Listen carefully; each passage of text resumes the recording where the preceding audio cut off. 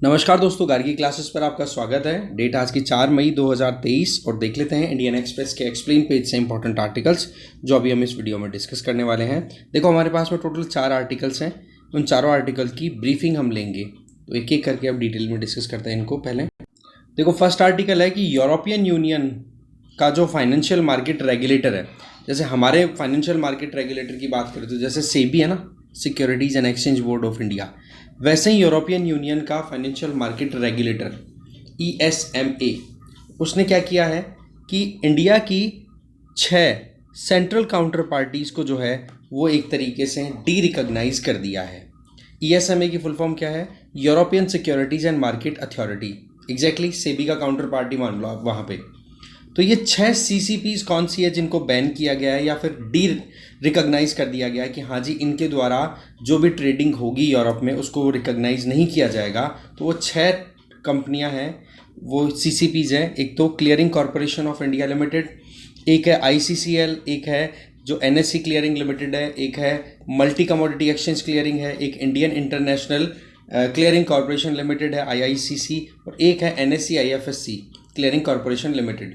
तो इस तरीके से 6 कंपनियां हैं। इन 6 कंपनियों को क्या कर दिया? डी रिकॉग्नाइज का मतलब हो गया कि अब से इन कंपनियों, इन CCPs के थ्रू जो भी लेन देन हो रहा है, आप जानते हो शेयर मार्केट का जो मामला है उसमें पोर्टफोलियो इन्वेस्टर्स हैं, वो यूरोप के जो इन्वेस्टर्स हैं वो इंडियन कंपनियों में इन्वेस्ट करते हैं, इंडियंस हैं वो बाहर जा कर के इन्वेस्ट करते, मतलब बाहर की कंपनियों में इन्वेस्ट करते हैं। तो ऐसे में ये बीच में बिचौलियों का काम करता है, ठीक है ना, CCPs। तो CCPs का मेन काम क्या है? एक तो क्लियरिंग एंड सेटलमेंट, और दूसरा है कि टर्म्स ऑफ ट्रेड की गारंटी देना। इसका मतलब क्या हुआ भाई? सीधी बात है, आप अगर मतलब मान लो कोई यूरोपियन बंदा है, वो इन्वेस्ट करना चाहता है इंडियन कंपनी में, तो वो इन बिचौलिए जो ये प्लेटफॉर्म्स है ना CCPs, इनमें से किसी एक के थ्रू अपना इन्वेस्टमेंट जो है वो करेगा। इनके थ्रू क्यों करेगा? क्योंकि ये सेटलमेंट करवाते हैं कि हाँ भाई, इतना इन्वेस्टमेंट हो गया, इतने आपके शेयर्स हैं इस कंपनी में, ये सारी। और कल को ना अगर आपको अपने शेयर बेचने भी है तो वो कंपनी, ये CCP जो है वो उस यूरोपियन इन्वेस्टर को उसका पैसा रिटर्न भी कर देती है। साथ में जो ट्रेड की गारंटी है, ट्रेड टर्म्स की, कि क्या टर्म्स एंड कंडीशन है, उसकी गारंटी देने के लिए कोई बिचौलिया तो चाहिए ना, कि भाई ऐसे यूरोपियंस इन्वेस्ट थोड़े ना कर देंगे इंडियन कंपनियों में, तो उनको बीच में गारंटर चाहिए। तो वो गारंटी देने का काम भी करती हैं ये CCPs का फुल फॉर्म क्या है ये आपको समझ में आना चाहिए, सेंट्रल काउंटर पार्टीज, ठीक है। अब देखो आगे अगर देखें तो CCPs बेसिकली किसके अंडर में आती हैं? तो बेसिकली CCPs को रेगुलेट करने का काम है RBI के अंडर में। एक्ट का नाम है payment and settlement act of 2007, मतलब 2007 का payment and settlement system act जो है उसके तहत RBI के अंडर आती हैं CCPs। और ये CCPs जो हैं वो एक बायर और सेलर का काम करती हैं। कैसे? मान लो कि कोई पोर्टफोलियो इन्वेस्टर है, यूरोपियन इन्वेस्टर है ना, उसको अपने शेयर्स बेचने हैं, तो बेचेगा किसको? CCP को। तो ऐसे में CCP क्या हो गया? बायर हो गया, ठीक है। पैसे दे देगा यूरोपियन इन्वेस्टर को और खुद शेयर अपने हाथ में ले लेगा, ठीक है।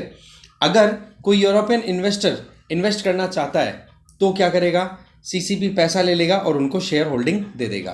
तो इस तरीके से इन्वेस्टमेंट का मैकेनिज्म है, वो बायर एंड सेलर के तौर पे काम करते हैं ये CCP, और ये सारा काम RBI के अंडर होता है, ठीक है जी। अब प्रॉब्लम क्या हुई?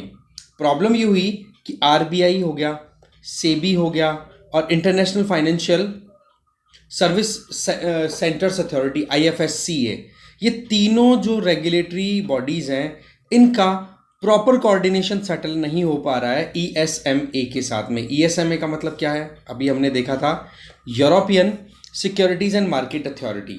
तो इस ESMA को बिल्कुल भी कंफर्टेबल फील नहीं हो रहा था कि RBI, सेबी और ये जो international financial service centres authority है IFSCA, बोले ये हमारे साथ में कोऑर्डिनेशन में नहीं चल रहे, इसलिए RBI के अंडर में ऑपरेट आने वाली ये जो 6 CCPs हैं जो कि मार्केट ऑपरेट करवाती हैं यूरोप में, बोला उनको हम डी रिकॉग्नाइज करते हैं, हम उनके थ्रू ट्रेड नहीं होने देंगे। इसका मतलब ये हो गया कि यूरोपियन बैंक्स के थ्रू जो इन CCPs में पैसा इन्वेस्ट करके और इंडियन कंपनीज में इन्वेस्टमेंट आता है, उसमें अब वो पैसा इन्वेस्ट होने में प्रॉब्लम आएगी। अगर डायरेक्टली बात करें इन 6 CCPs के बेसिस पे, क्योंकि इनको रेगुलेट कौन करता है? RBI, ठीक है। तो ये एक मुद्दा अपना अभी हाईलाइट हो रहा है, ठीक है। अब देखो इंडियन रेगुलेटर की बात करें तो ये आरबीआई ने, सेबी ने या फिर आईएफएससीए ने क्यों अपनी तरफ से ईएसएमए की जो टर्म्स एंड कंडीशन है उनको मानने से मना कर दिया, या क्यों कोऑर्डिनेट नहीं कर रहे? तो इंडियन रेगुलेटर्स का ये कहना है, बोले ईएसएमए जो है ये यूरोपियन सिस्टम है, ठीक है। बोले यूरोपियन सिस्टम के हिसाब से क्यों इंडियन कंपनीज काम करेंगी? ये जो काउंटर पार्टीज हैं, सेंट्रल काउंटर पार्टीज सीसीपीज, ये बोला इंडियन एंटिटीज हैं, इनको रेगुलेट करने के लिए लॉज रूल्स बनाने का काम इंडियन रेगुलेटर्स का है, चाहे फिर वो आरबीआई हो, सेबी हो या फिर आईएफएससीए हो। बोले ये काम इंडियन कंपनीज, इंडियन इंस्टीट्यूशंस का है। आप ईएसएमए के रूल रेगुलेशन कैसे आप थोप सकते हो कि इंडियन एंटिटी पे? तो इस तरीके से यहाँ पर ये ऑब्जेक्शन या फिर ये कॉन्फ्लिक्ट आ गया। इस वजह से ईएसएमए ने क्या बोल दिया कि जी ये 6 सीसीपीएज हैं इंडिया के, इनको हम डी रिकॉग्नाइज करेंगे। तो डी रिकॉग्नाइज करने का मतलब क्या है वो मैंने आपको समझा दिया कि जी अब जो है वो यूरोपियन बैंक्स के थ्रू जो ट्रांजैक्शन होता है वो अब नहीं हो पाएगा इन सीसीपीज के थ्रू। अब सवाल है कि क्या इन्वेस्टमेंट पर इसका असर पड़ेगा? तो देखो ऐसा पहले भी हो चुका है, ठीक है, पर इसके लिए अभी जब बातें की गई सेबी के जो चेयरमैन हैं उनसे, तो बोला प्लान बी ऑलरेडी एक्शन में है, जिससे कि ये काम चल रहा है, इन्वेस्टमेंट में कोई प्रॉब्लम आ नहीं रही है। वो प्लान बी क्या है उसके बारे में इतना कुछ एक्सप्लेन किया नहीं गया है यहाँ पे। तो बेसिकली सीसीपीज के बारे में हमें पता होना चाहिए था। ये क्वेश्चन प्रीलिम्स में पूछा जा सकता है, ठीक है। आगे चलते हैं। नेक्स्ट आर्टिकल है the crisis at Go First. देखो गो फर्स्ट एयरलाइन जो पहले गो एयरलाइन के नाम से जानी जाती थी, ठीक है ना, उसका नाम अभी गो फर्स्ट हो चुका है, गो एयरलाइन जो हुआ करती थी, ठीक है।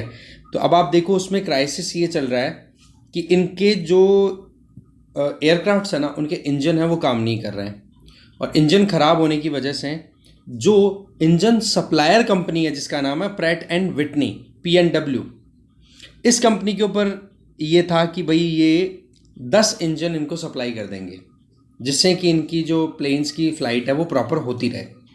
पर क्या हुआ कि ये सप्लाई नहीं की गई इनके द्वारा, PW कंपनी के द्वारा ये इंजन सप्लाई प्रॉपरली नहीं की गई।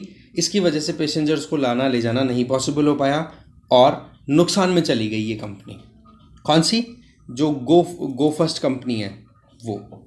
ऐसे में क्या होता है कि ये पहुंच गए NCLT, national company law tribunal, और वहाँ पर फाइल कर दी कि बोला हम इंसॉल्वेंट हो चुके हैं।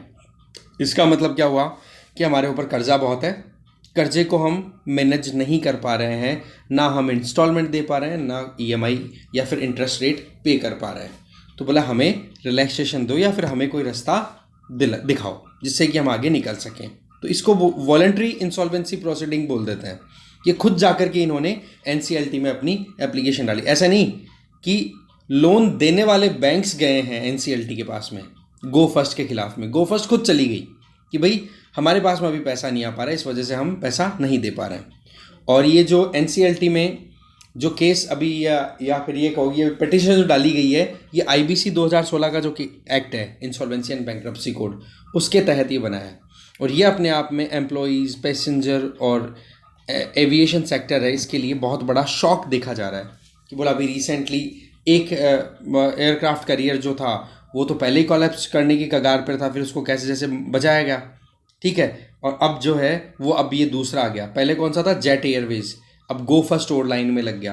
तो ऐसे में ये अपने आप में शॉक भी है।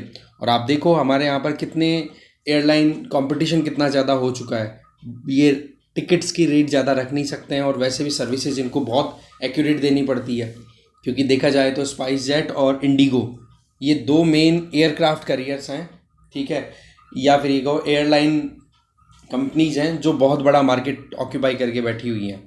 तो ऐसे में इनके सामने जो दूसरी और कंपनियां हैं उनके सामने चैलेंजेस भी बहुत रहते हैं, ठीक है। मुद्दा क्या था वो मैंने आपको बता ही दिया। इनके पास में क्या है? प्लेन्स हैं एयरबस A320 नियो प्लेन्स, है ना। इनमें से जितना इनके पास में पूरा कंसाइनमेंट है ना, उनमें से बोला आधा तो हमारी प्लेन्स हैं वो ज़मीन पे खड़ी हैं, ग्राउंड पे खड़ी है, क्योंकि उनके इंजन ही काम नहीं कर रहे हैं, फेल हो रहे हैं।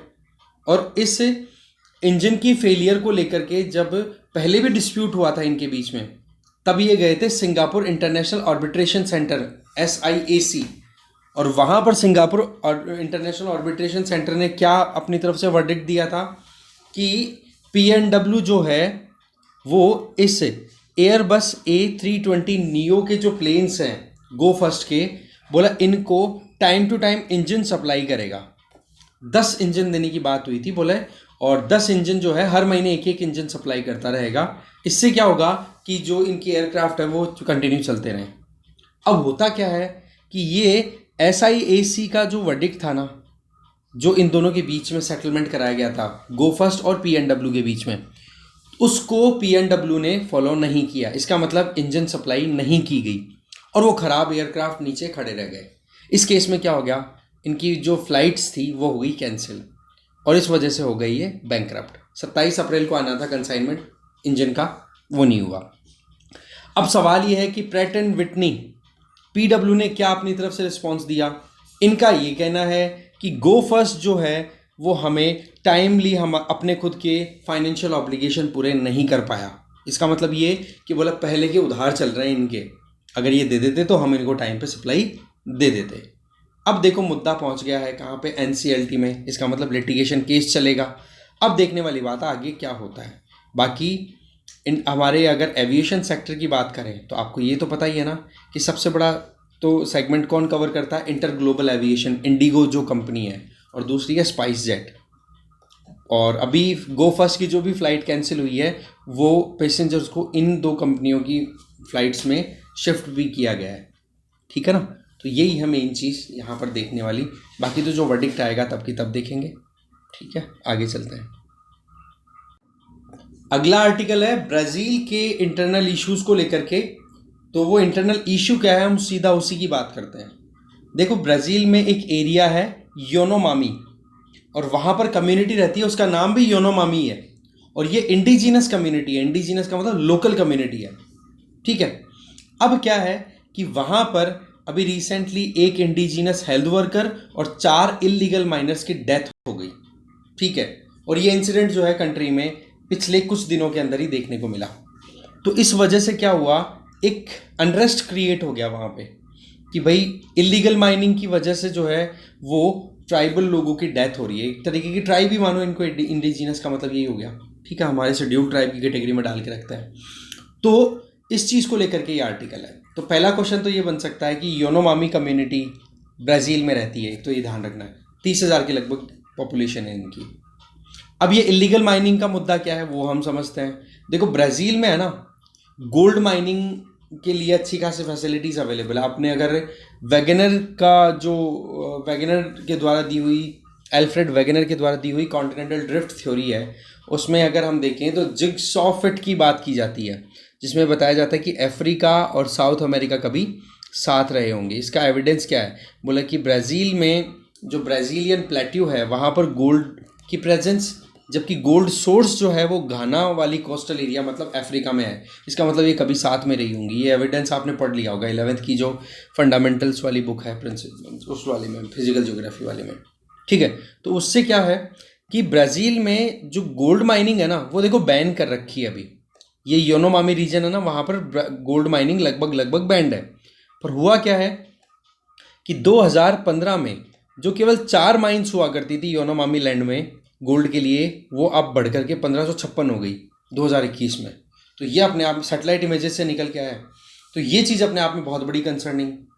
दूसरी चीज़ क्या है कि ये जो इलीगल माइनिंग हुई इसकी वजह से बहुत सारी बीमारियां फैलने लग गई, जैसे ट्यूबरक्लोसिस की। अब सीधी बात है, काम करेंगे माइंस में बिना सोचे समझे, बिना कोई अप्रूवल लिए, तो वहाँ पर सेफ्टी मेजर्स तो देखो लिए जाएंगे नहीं, तो हेल्थ कॉम्प्रोमाइज़ होने के पूरे चांसेस हैं। तो ट्यूबरक्लोसिस और मलेरिया जैसी बीमारियां फैल गई, उससे लोगों की डेथ होने लग गई।